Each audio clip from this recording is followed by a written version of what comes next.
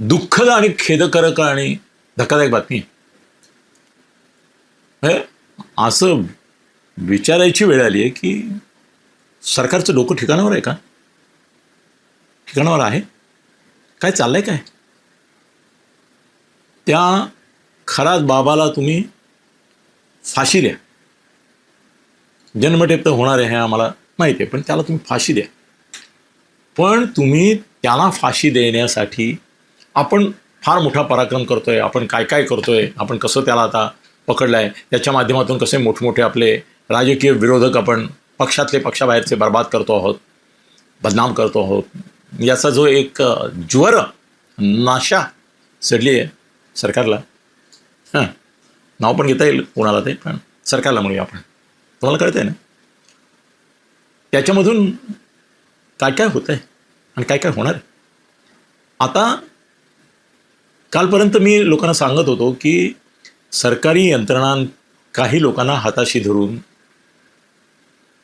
काही गौप्यस्फोट असे केले जाणार आहेत. मी बोललो होतो बघा, माझ्या याच्यात आहे, माझ्या शॉर्ट्समध्ये पण आहे, रील्समध्ये पण आहे, इन्स्टावर पण आहे आणि माझ्या रेग्युलर व्हिडिओत पण आहे. मी म्हटलं होतं की सरकारच गौप्यस्फोट करणार. आणि काल अंजली दमानिया जी सरकारी यंत्रणांची आणि काही राजकारण्यांची एजंट आहे, दलाल आहे, त्यांची प्रवक्ता आहे, त्यांच्या वतीने असे गौप्यस्फोट गुप्त सरकारी कागदपत्र तिला पुरवली जातात आणि ती करते आहे ना. उघडच आहे. तिच्यावर हा आरोप तर सगळेच करतायत. भाजप विरोधक मी नाही म्हणणार, फडणवीस विरोधक करतात की ती फडणवीसांच्या वतीने हे गौप्यस्फोट करते.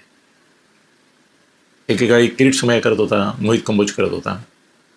आता सध्या हे काम फडणवीसांनी तिच्याकडे सोपवलं आहे. नाही तर हा CDR मिळाला कसा?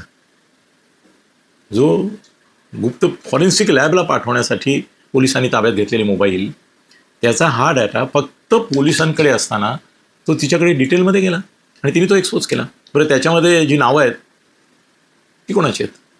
तुम्ही म्हणाला शिंदेंची आहेत, त्यांच्या मंत्र्यांची आहेत, चाकणकरची, तिच्या बहिणीची आहे, तटकऱ्यांचं आहे. तर त्याच्यामध्ये चंद्रकांतदादा पाटील आणि आशिष शेलार हे जे नोन फडणवीस विरोधक आहेत, बरोबर त्यांची पण आहेत.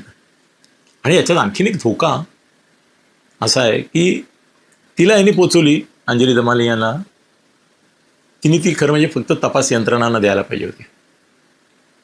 तिला लीक झाली तिकडूनच कुठून तरी, पण तिने त्यांना द्यायला पाहिजे होती. तिने त्या वर्तमानपत्रांना दिली, मिनिट दिले, सेकंद दिले, फोन नंबर दिले. याचा अर्थ तिच्याकडे पूर्ण CDR आहे. याचा अर्थ हजारो महिलांनी ज्यांनी फोन केले त्यांची पण नावं, ते किती वेळ बोलल्या आणि काय बोलल्या हे सुद्धा तिच्याकडे आहे. आता यांची नावं आली, ही नावं लोकांना माहिती आहेत म्हणून, पण ती जी दुसरी नावं आहेत त्याच्याबरोबर एक्सपोज झालेली आहेत आणि ती अंजली दमानियाकडे जाऊन थांबलेली नसणार. मी तुम्हाला सांगतो, मी आधी म्हटलं होतं की बहुतेक त्यांचे जे सरकारी सध्या यंत्रणांचे अशी गुपितं फोडण्याचे एजंट आहेत त्यांच्यामार्फत फुटतील, पण हळूहळू ते पसरतात.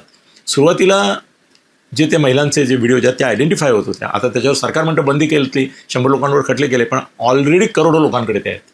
सगळे व्हिडिओ, 5-50 व्हिडिओज करोडो लोकांकडे आहेत.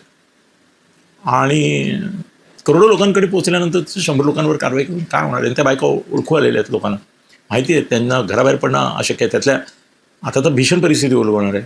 आता या CDRमध्ये नावं आली आहेत त्या बायकांची, त्या लीक होणार झाले पण असतील. आता कदाचित मी तुमच्याशी बोलतोय त्यावेळेला संपूर्ण त्या बायकांची नावं, यादी हे ते सगळीकडे ऑन सोशल मीडिया फिरायला लागले पण असतील. पेपरवाल्यांवर बंधनं असतात त्यामुळे ते नाही छापणार, पण सोशल मीडियावर करोडो जातात ना, मिलियन्स नाही बिलियन्स व्ह्यूज चाललेत. त्या खरातचे जे मेन व्हिडिओ आहेत ते 5-5, 10-10 कोटी लोकांनी पाहिलेत, व्हायरल केलेत. काय 100 लोकांवर कारवाई करून होणार? आता या CDRमध्ये ज्या बायकांची नावं आहेत त्या किती सेकंद बोलल्या, कधी बोलल्या, इनकमिंग काय, आउटगोईंग काय काय बोलल्या, तुम्हाला असं नाही वाटत की यातल्या अनेक महिला त्या त्यांच्या संसारात असतील, त्यांच्या कुटुंबात असतील, त्यांच्या मुलाबाळांमध्ये असतील, त्यांच्या नवऱ्यांशी त्यांचे चांगले संबंध असतील, नवऱ्याच्या माहितीने किंवा माहितीशिवाय त्या समजा त्या बाबाशी बोलल्या असतील, भेटल्या असतील, काही असेल, पण आता त्या नावानिशी एक्सपोज होत आहेत ना या अंजली दमानियाच्या CDRमधून. मला भीती वाटते. हळव्या संवेदनाशील मनाच्या आणि अब्रूपेक्षा आणखीन काय प्रिय असतं स्त्रीला. अनेक स्त्रिया, कित्येक स्त्रिया, जशा शेकडोच्या संख्येने शेतकऱ्यांच्या आत्महत्या झाल्या महाराष्ट्रामध्ये होत आहेत, मला भीती वाटते, हा बाबा जाईल तेव्हा जाईल, फाशी होईल, त्याला शिक्षा तेव्हा होईल, 5-10 वर्ष त्याचा खटला चालेल. पण आत्ता त्यांची नावं आली आहेत, ज्यांचे व्हिडिओ आलेत, ज्यांचे CDRमध्ये नावं आणि नंबर आणि हे सगळं आलं आहे, ते जसे लीक होतील आणि लाखो लोकांकडे पोहोचतील, त्या बदनामीमुळे अनेक स्त्रियांवर आत्महत्यांची पाळी येऊ शकते. महाराष्ट्रामध्ये मोठ्या प्रमाणावर अशा तऱ्हेने आत्महत्या होऊ शकतात. सरकारला नाही का लक्षात येत आहे? माझी मागणी आहे की या खरात बाबाला एक्सपोज करून स्वतःची पाठ थोपटून घ्यायचं आणि फार मोठा पराक्रम केला याची शेखी मिरवायची. याच्यापेक्षा या क्षणापासून देवेंद्रजी तुम्हाला मी व्यक्तिशः विनंती करतो, मेसेज पाठवतो सर, हे बुवा प्रकरण जे आहे हे इन कॅमेरा चालवा, इन कॅमेरा चालवा. काय काय स्त्रियांची काय काय बदनामी होते, त्यांचे आयुष्य उद्ध्वस्त होत आहे, त्यांच्यावर आत्महत्येची पाळी येते. आणि आता तर मला आता जी काय एका मित्राने फोन करून बातमी सांगितली ती तर भयानच काय, या खरात बाबाची DNA टेस्ट झाली आहे आणि त्यांनीच असं सांगितलं आहे की काही हजार स्त्रियांशी माझा संबंध आला आणि त्यातल्या काही हजार स्त्रियांनी अपत्यप्राप्तीसाठी माझ्याशी संबंध पण केला. आणि त्याच्या बायकोनी सांगितलं की ज्या प्रकारची पूजा कार्मिक कर्मकांड तो करत होता त्याच्यामध्ये स्त्रीशी संबंध यौन संबंध हा अपरिहार्य भाग होता, त्याची बायकोच सांगितली. त्यामुळे या हजारो स्त्रियांशी ज्यांच्याशी त्याचा संबंध आला त्या बाबाचा असा दावा आहे, असं यांनीच लीक केलेल्या बातम्या सांगतात की 700-800 स्त्रियांना अपत्यप्राप्ती झाली. आता त्या 700-800 स्त्रियांना याच्यापासून झाली का, त्यांच्या नवऱ्यापासून झाली का, पूजेमुळे झाली, हे सगळे वादाचे विषय सोडले.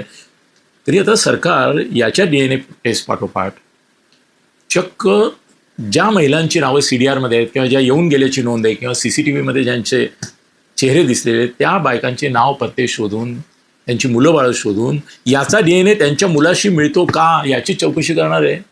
अरे त्या पोरांच्या मनावर काय परिणाम होईल, त्या बायकांच्या मनावर काय परिणाम होईल, त्या नवऱ्यांच्या परिणामात काय होईल, त्या कुटुंबांवर काय परिणाम होईल. तुम्ही असे DNA टेस्ट करत प्रत्येक व्हिडिओत आलेल्या, क्लोज सर्किट TVत आलेल्या, या CDRमध्ये आलेल्या महिलेची अशी DNA टेस्ट मुलांची त्यांच्या करायला निघाले आणि त्याचाच दावा आहे 700-800 कुटुंबातल्या कित्येक बायकांना आत्महत्येशिवाय पर्याय होणार नाही. मुळात हे येणं जाहीरपणे आता थांबलं पाहिजे. तुम्ही चौकशी करा, त्याला फाशी द्या. पण हजारो स्त्रियांना बदनाम करताय हे DNA टेस्ट वगैरे नाही. मला भीती वाटते की अनेक संवेदनाशील स्त्रिया त्यांच्या कुटुंबामध्ये उद्ध्वस्त तरी होतील, नाही तर आत्महत्या तरी करतील. देवेंद्रजी, आजपासून तुम्ही आदेश काढा आणि हे सगळं इन कॅमेरा चालू द्या आणि मीडियाला याच्यातून बाहेर काढा आणि सार्वत्रिक बदनामी थांबवा. फार गंभीर इशारा मी देतोय. ही CDR फुटणार सांगितलं, ती फुटली, मला अत्यंत वाईट वाटतं. व्हिडिओ आले, कोट्यावधी लोकांपर्यंत गेले. आता हे DNA टेस्ट तर भयानक प्रकारे. प्लीज थांबवा आणि हे इन कॅमेरा चालू द्यायची सुनावणी. धन्यवाद.